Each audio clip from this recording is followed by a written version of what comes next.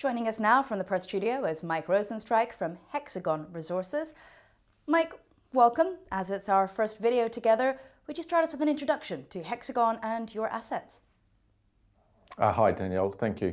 Hexagon is an emerging graphite business. We have a project in the Kimberley of Western Australia, which we regard as containing high quality graphite.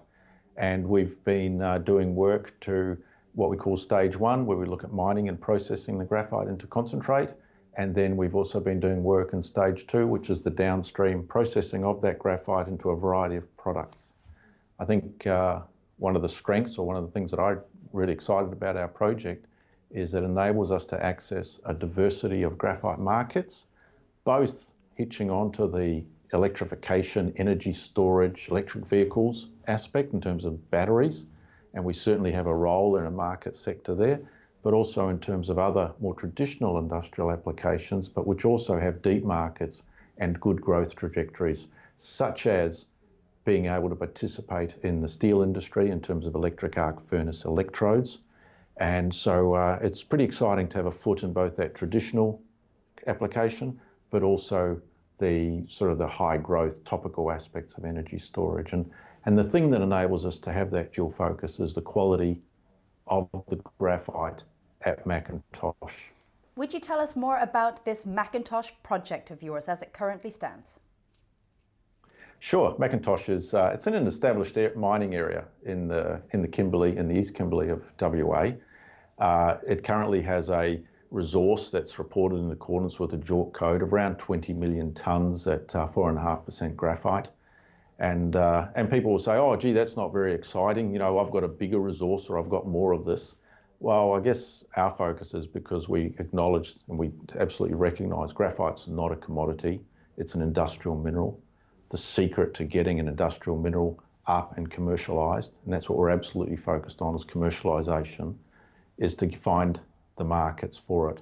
And so rather than spend a lot of money on drilling and building the biggest resource, which is a very mining company approach, we've been focusing our funding on understanding the markets and understanding the technical attributes of our material, and then working from that customer and technical understanding of the market back into the resource.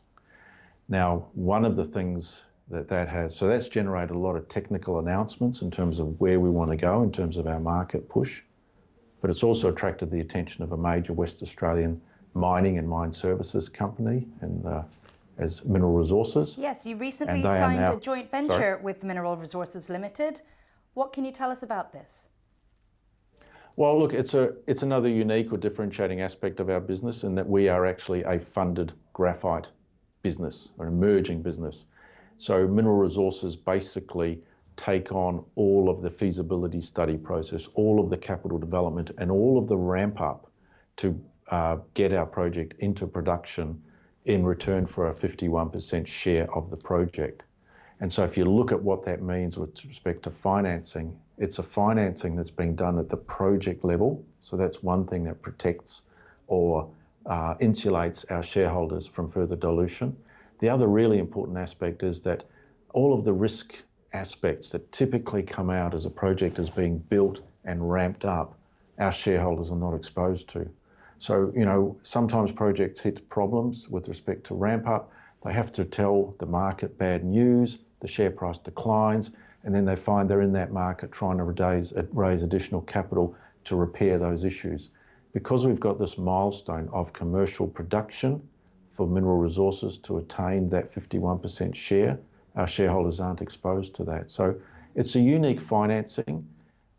Lack of financing is a major barrier to entry for any industrial minerals project, and we've hurdled that. We've been very active with Mineral Resources, and we're now able to focus on our downstream business whilst they focus on the upstream. What else can you tell us about financing and offtake discussions beyond this joint venture? Look, so the financing for our stage one project is in place, subject to us completing a positive feasibility study.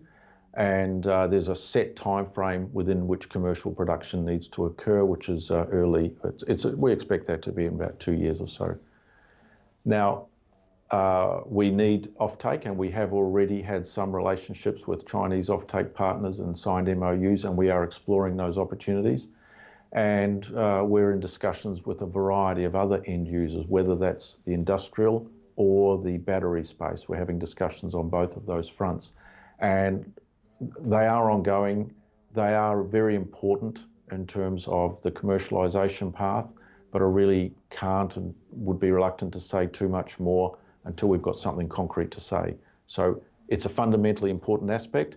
The key driver for that is that we do a lot of work on assessing the market, understanding what the end users want, and we have, as a result of that, engaged with some really interesting end user groups, and we'll be discussing that more, or reporting on it more as that comes to fruition over the course of the next year. Well, let's move on and discuss the downstream integration aspect, the refining work you've been doing. What can you tell us about the latest? Look, this cuts to the heart of one of the really positive aspects of the Macintosh deposit. If you look at the crystallinity and the morphology of our graphite flakes, it is really easy to purify. So the impurities sit on the flake surface. So we're looking at employing a technology which has been commercialized in the States already, and we are looking to apply that technology to attain very high purities, and we've reported on 5 nines purity results. Now, we hear people talk about purity a lot, but 5 nines takes you into another field. And the thing about impurities, particularly in high-spec applications, whether the material is graphite or lithium or any other industrial type mineral, is that impurities, the lack of them, is a way of mitigating risk for the customer. So if you have a material and it's 99.95% pure, the 99.95 is taken as granted. The issue is what's in that 0.05, and that's where the risk lies. So I would argue there's no such thing as a benign impurity, and if we're able to hit 99.999%, that's a significant reduction in any impurities. And that's a core driver for our business. To be able to attain these ultra high purities gives us access to exciting markets, and to be able to attain those purity levels at a cost that's less than the current cost of, say, Chinese purification techniques for graphite. That is a fundamental pillar of our business. So overall, how does this position Hexagon against its peers? We're looking for a cost advantage in terms of our purification, because one, our technology is efficient and highly productive. Secondly, we get, by changing where purification occurs in our flow sheet, we get very high yields. I would suggest double the yields that traditional Chinese manufacturers get, for example, in the battery materials space.